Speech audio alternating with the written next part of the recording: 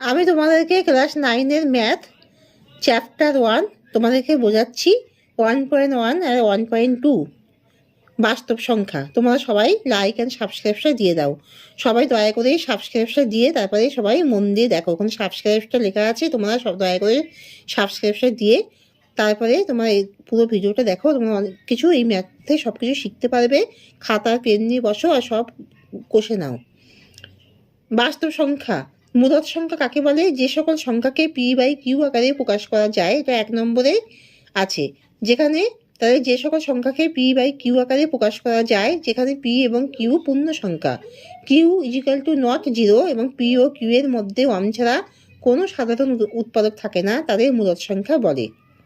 যেমন 4, 2/3, 15/17 ইত্যাদি। 0 কি একটি মূলদ সংখ্যা? হ্যাঁ, 0 মূলদ সংখ্যা।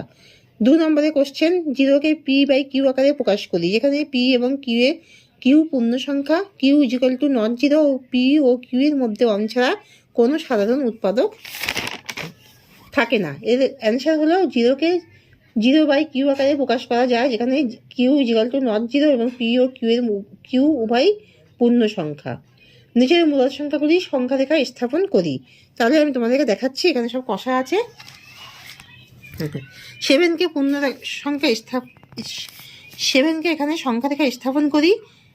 এখানে 0, 1, 2, 3, 4, 5, 6, 7 আর এখানে -1, -2 এগুলো সব নির্দিষ্ট দূরত্বে থাকবে। 0 পরে 1, 2, 3, 4, 5, 6, 7 এই পাশে -1, -2 হয়।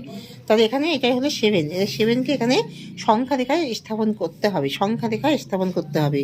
আর এখানে 2 নম্বরে হচ্ছে -4, তাহলে 0 এই পাশে 1, 2 নির্দিষ্ট দূরত্বে আছে। 0, 1, 2 এই পাশে -1, -2, -3, -4 এখানে -4।